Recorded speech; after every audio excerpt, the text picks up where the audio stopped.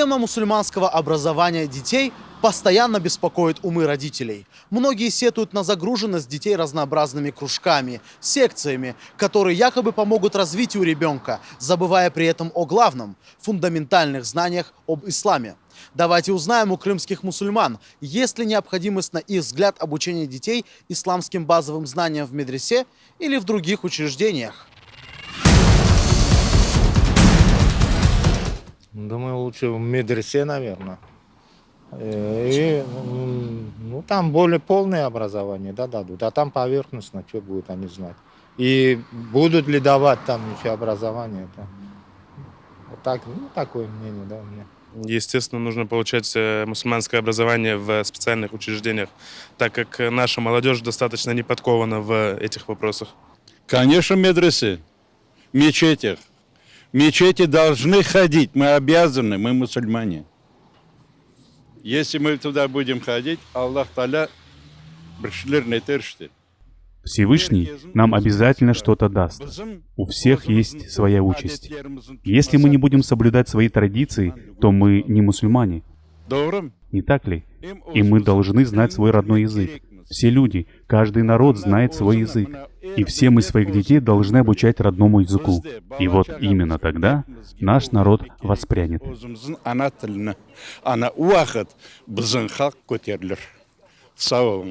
Медресе, джами.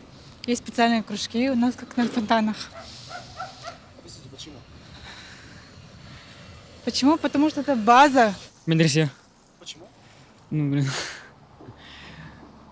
Потому что же это специальная школа для мусульман. Там больше обучат, чем дома. Как это мое мнение. Конечно, медресе. Вот у меня сын сейчас ваххабистом стал. Один мужик учил его в джами. Он сейчас ваххабистом стал. Вот уже я с ними 2 года не разговаривал. Даже он уже 18 лет. Даже машина не даю. Он 13 лет уже на машине ездил. Сейчас машины тоже не даю. Как? Я даже не разговаривал с ним.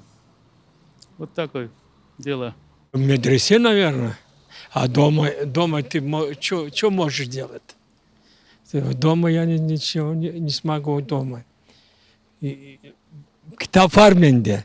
Книжка есть, но это по-русскому написано. В медресе, конечно. Во-первых, индивидуальное занятие – это одно. Когда это мобильное занятие, это уже совсем немножко другое.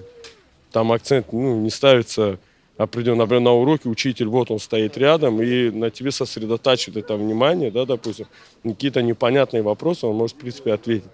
В дистанционном этого уже нету.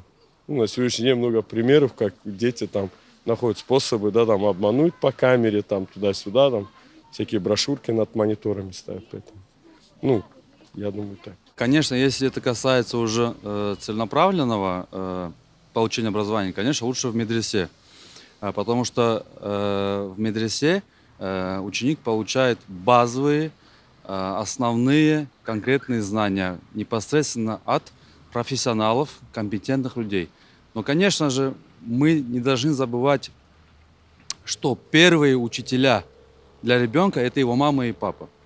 То есть в любом случае с рождения те исламские понятия, исламскую культуру, исламскую религию должны прививать своему ребенку это мама и папа. Потому что если они это не будут делать, то у ребенка в дальнейшем не будет такого интереса, стремления к своей религии. То есть первый, кто прививает, это мама и папа. Поэтому родители в первую очередь должны быть мотивированы, они должны понимать, что даже если они не знают, они должны понимать, что мы после постсоветского периода, скажем, да, постсоветского периода в неком образе неграмотные в этой религии, и они должны понимать, что моему ребенку нужно образование. Мне кажется, в специальных учреждениях. И дома тоже можно параллельно. Там больше нас будут обучать и больше будут давать знаний, потому что там люди, они знают больше о нашей религии, о исламе, и они нам, естественно, больше будут давать информации, а дома мы можем читать книги, учебники. Если чисто мусульманское образование, то, конечно, медресе. Вы имеете в виду уроки на дому? Не, ну кто-то может этим ограничиться, тем, чтобы получать уроки на дому. Но если действительно такое настоящее мусульманское образование, то, конечно, думаю, что медресе. Ну, я думаю, если есть возможность, конечно, в медресе, но дома обязательно нужно тоже поддерживать детей, воспитывать в них эти нравственные ценности, любовь к Аллаху, чтобы дети интересовались. Это важно очень. Я считаю, что этим должны заниматься профессионалы, достоверные учителя, которые могут распространять эти знания, а не просто так, дома сидя в книге и так далее. Мы же, когда в школу идем, тоже учимся, правильно? Букварь сразу не знаем, там, или таблицу умножений и так далее. Также и здесь нужно от достоверных учителей получать знания и передавать своим дальнейшему потомству и так далее. В специальных учреждениях, конечно. Конечно.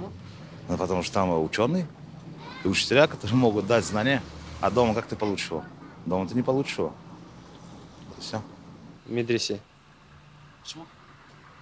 Ну, я так считаю. Дома не получишь. Должен кто-то этому научить. Я получал когда-то тоже.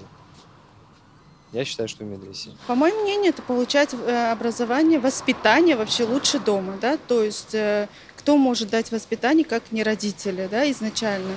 Но, естественно, родители тоже, да, должны понимать, какое воспитание давать, да.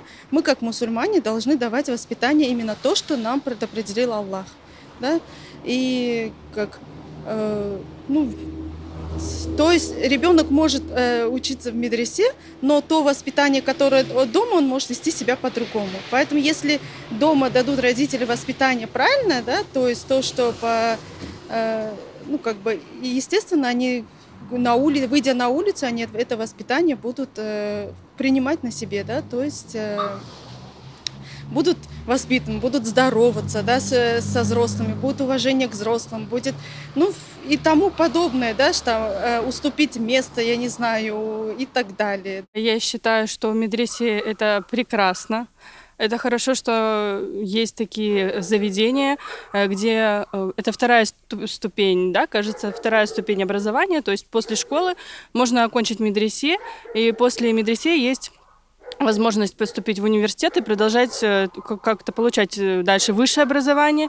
И если родители в религии, то они могут дать человеку, ребенку познание. Если он учится в школе, его как-то заинтересовала эта тема, и он может всю жизнь, родитель, например, хочет, чтобы он был стоматологом, а вот он хочет быть как-то человеком, который занимается и работает, и ему нравится быть в религии, как-то просвещать людей. Если есть темы и события, которые вы считаете, что нужно осветить, напишите нам news@alif.tv.